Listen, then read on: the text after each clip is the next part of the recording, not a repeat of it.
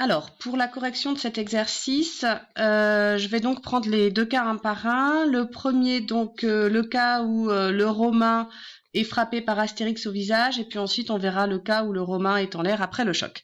Alors, donc on commence par le premier cas, celui l'instant où Astérix frappe le Romain au visage. Alors, on va commencer par faire le diagramme objet-interaction. Le Romain étant notre objet d'étude, on le place au centre du diagramme. Alors, le premier objet avec lequel le Romain est en interaction, il s'agit du point d'Astérix. C'est évidemment une interaction de contact, puisque le point d'Astérix va toucher le visage du Romain. Ensuite, il y a le sol, sur lequel se trouve le Romain, qui est aussi une interaction de contact. Les pieds du Romain sont en contact avec le sol. Et puis enfin, il y a la Terre qui exerce une attraction à distance sur le Romain. On remarque ici que l'air n'intervient pas à l'instant où Astérix frappe le Romain.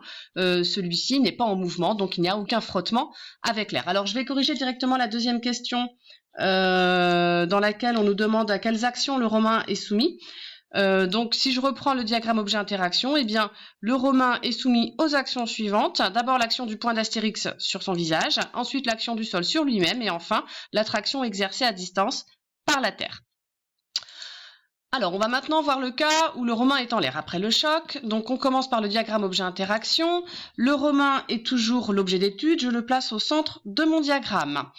Ce Romain est en interaction avec la Terre. La Terre attire le Romain, c'est une action à distance toujours.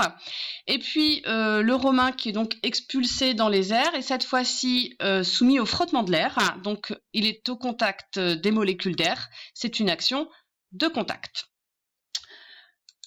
Pour terminer avec la question 2 sur cette action, lorsque le Romain est en l'air après le choc, donc il est soumis à deux actions, donc on vient de le voir, si je reprends le DOI, les frottements de l'air et l'attraction exercée à distance par la Terre.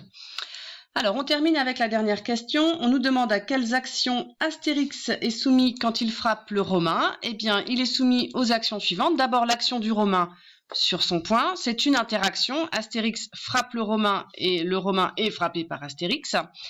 La deuxième action, c'est évidemment l'action du sol sur lui-même.